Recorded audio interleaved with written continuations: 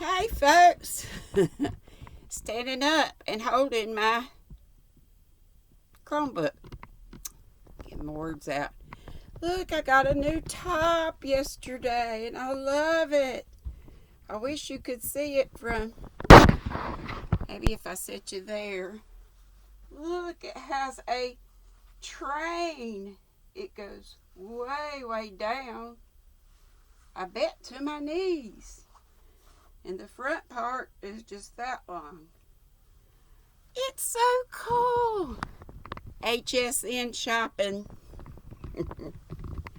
I haven't bought myself new clothes in ages. So I got 2 new tops. And y'all will see this again tomorrow when I'm live, because probably after this I'll take it off. Or maybe not, but I don't roll around in dirt or sweat or anything. I need to get some kind of other headgear that will go with this, because that doesn't really go. But isn't it wild? But I love it. And this train part is crazy. I love stuff that's different. Know what I mean, jelly beans? Let's see. Let's turn on some lights around this joint. And I have gained so much weight that I hate to say I had to get jeans in a bigger size. And I got the top at a bigger size too, but what if? Should have tried to diet and then got something. Y'all, look. I'm getting a stack of blue hats now, which I should totally be showing in my lives. And yes, I still have to wash, but that was my first. And this was with the ZZ Twist. I still want some more of that. That works up really cool. This is just good old Red Heart. And this was on the machine. And it fits perfectly. And I like the rolled brim. I'm just going to keep the rolled brim.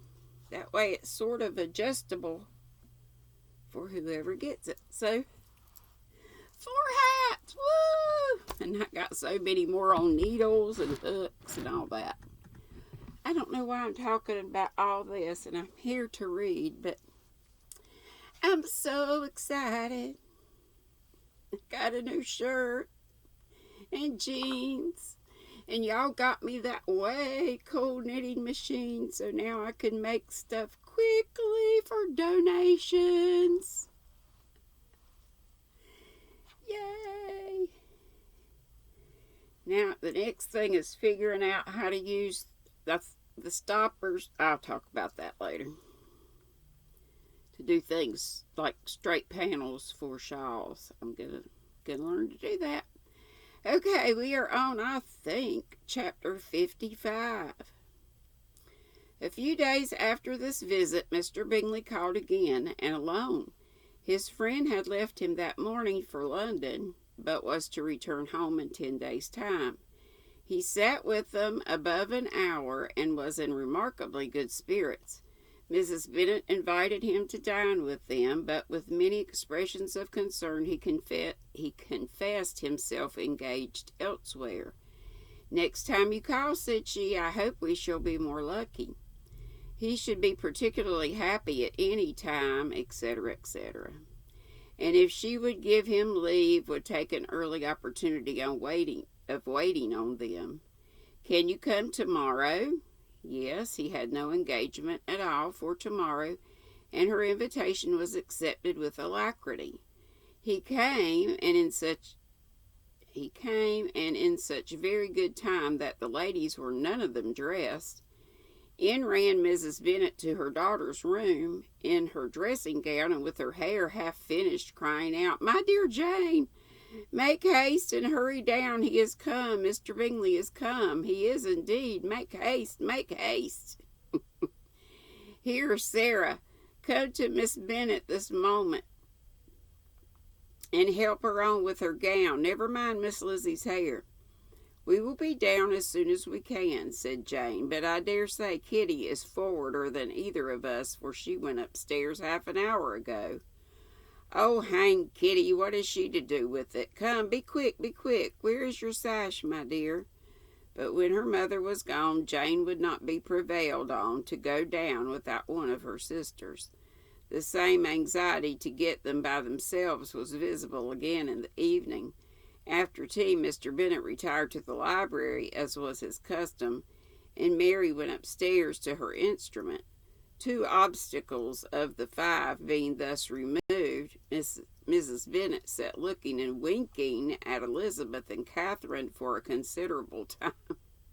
Without making any impression on them, Elizabeth would not observe her, and when at last Kitty did, she very innocently said, "What's the matter, Mama? Why do you keep winking at me for? What am I to do?"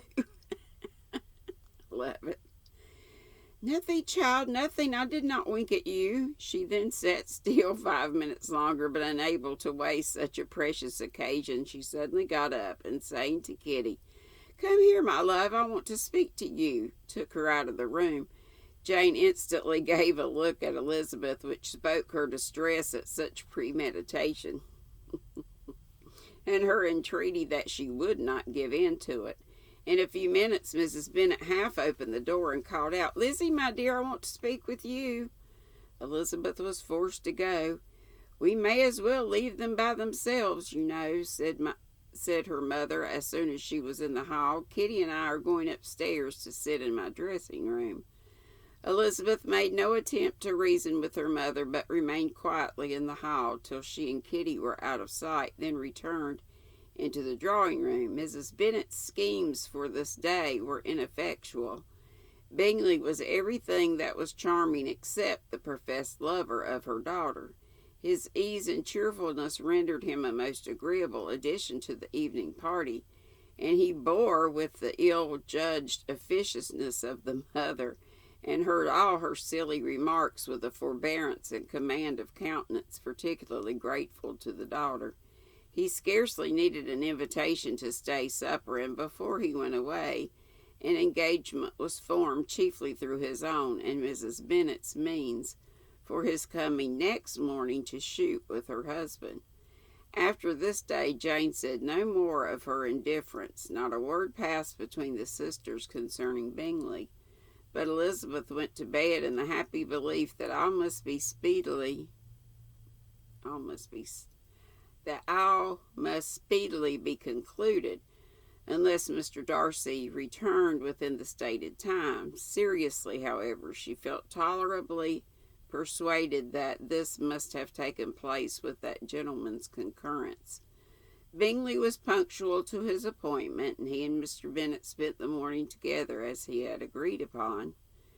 The latter was much more agreeable than his companion expected. There was nothing of presumption or folly in Bingley that could provoke his ridicule or disgust him into silence, and he was more communicative and less eccentric than the other had ever seen him.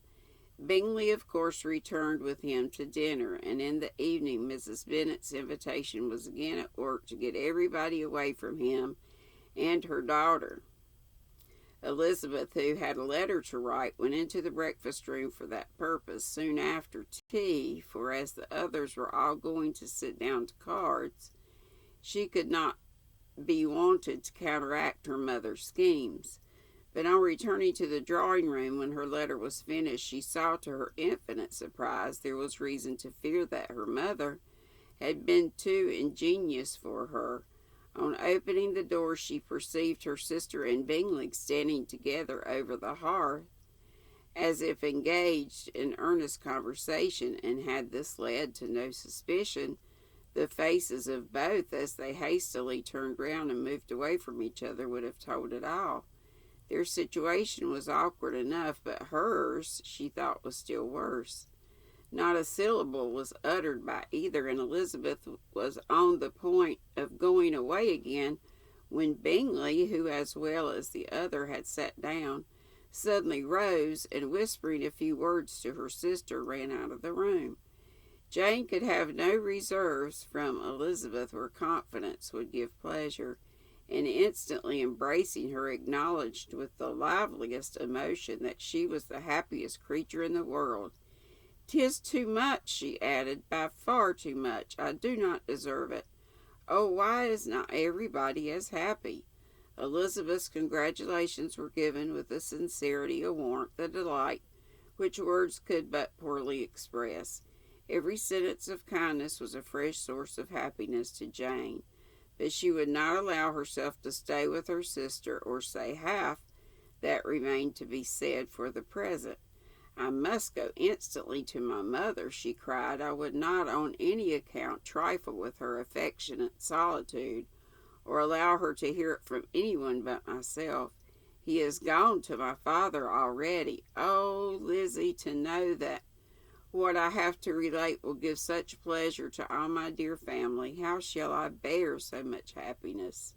She then hastened away to her mother, who had purposely broken up the card party, and was sitting upstairs with Kitty.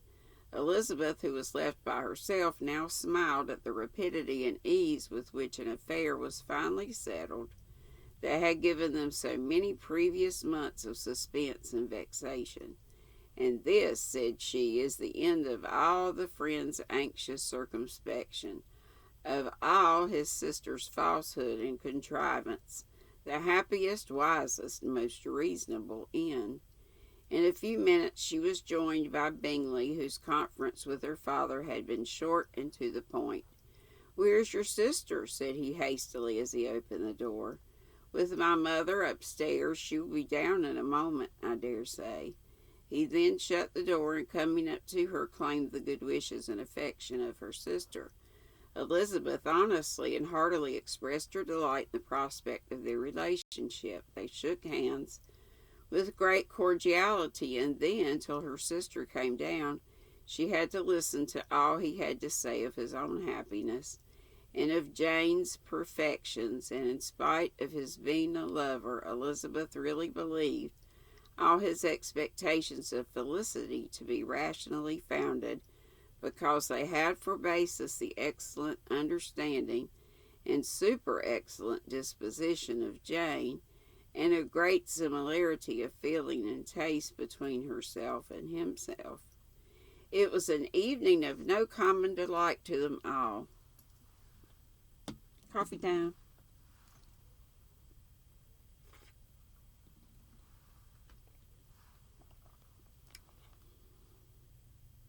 To them all. The satisfaction of Miss Bennet's mind gave a glow of such sweet animation to her face as made her look handsomer than ever. Kitty simpered and smiled, and hoped her turn was coming soon.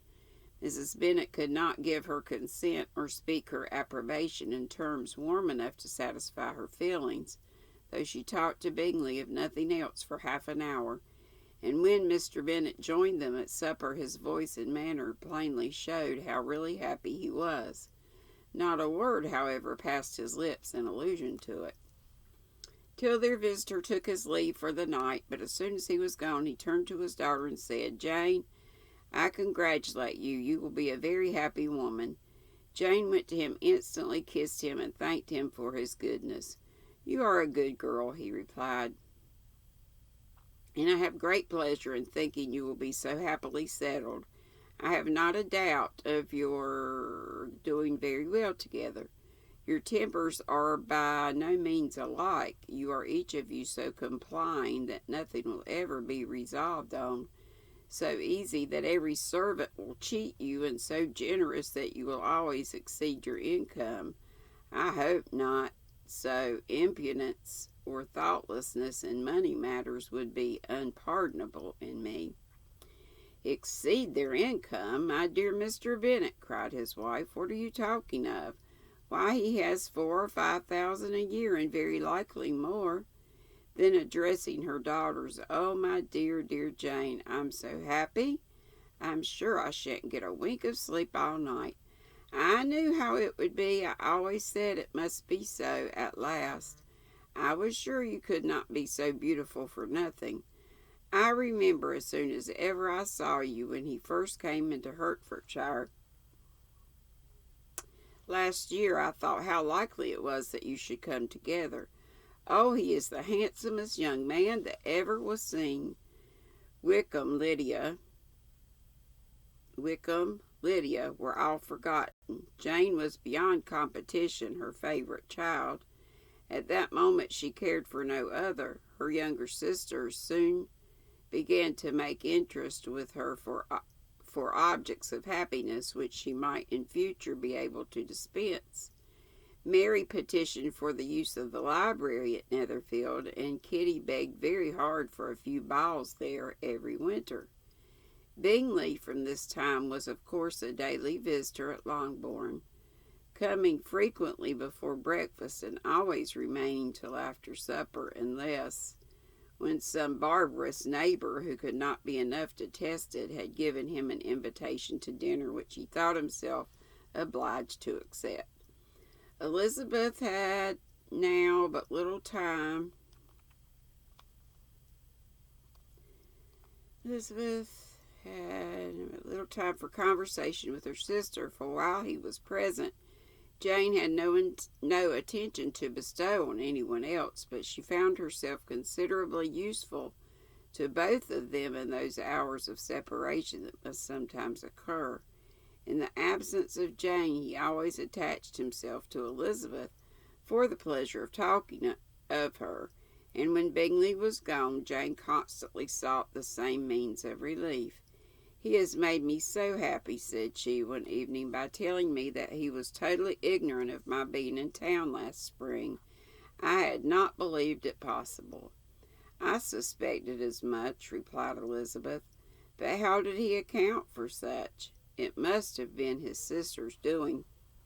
They were certainly no friends to his acquaintance with me, which I cannot wonder at, since he might have chosen so much more advantageously in many respects.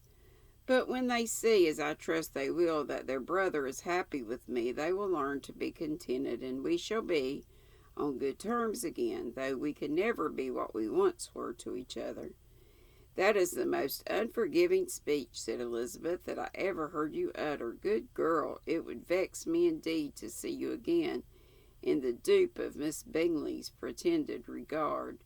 Would you believe it, Lizzie, that when he went to town last November he really loved me, and nothing but a persuasion of my being indifferent would have prevented his coming down again? He made a little mistake, to be sure, but it was to his credit. But it is to the credit of his modesty." This naturally introduced a panegyric from Jane on his diffidence, and the little value he put on his good qualities. Elizabeth was pleased to find that he had not betrayed the interference of his friend, for, though Jane had the most generous and forgiving heart in the world, she knew it was a circumstance which must prejudice her against him. "I am certainly the most fortunate creature that ever existed," cried Jane. "Oh, Lizzie, why am I thus singled from the family and blessed above them all? If I could but see you as happy, if there were but such another man for you. If you were to give me 40 such men, I never could be so happy as you. Till I have your disposition, your goodness, I never can have your happiness. No, let me shift for myself, and perhaps, if I have very good luck, I may meet with another Mr. Collins in time." The situation of affairs in the Longbourn family could not long be a secret. Mrs. Bennet was privileged to whisper to Mrs. Phillips, and she ventured, without any permission, to do the same with all the neighbors, and Mary word gets around. The Bennets were speedily pronounced to be the luckiest family in the world, though only a few weeks before, when Lydia had first run away, they had been generally proved to be marked out for misfortune. And that's all of 55. So, that's it for today. And what is today? Thursday. So, no live at 5. I may put on a video of me cranking out a hat. Might do that just to show y'all what you got me. I think that was so sweet of y'all. And it came from every one of you, because I used YT check money as well as gifts from others. So I wanted to do that so I could say it came from everybody, which it did. So thank you. It's a blessing to me to be able to use it to make hats and other things speedily, so that I can better give donations and whatnot. And also, I'm hoping when I give out my little random Happy Meals, instead of just putting a dishcloth in, or which those are fine, but or a ball of cotton, you might get a hat. So we'll see. Anyway, thanks a lot. Love you bunches. Be sweet. Don't be ugly. And we'll see you later, Gators. Have a happy day. Be safe. Be healthy. Love you.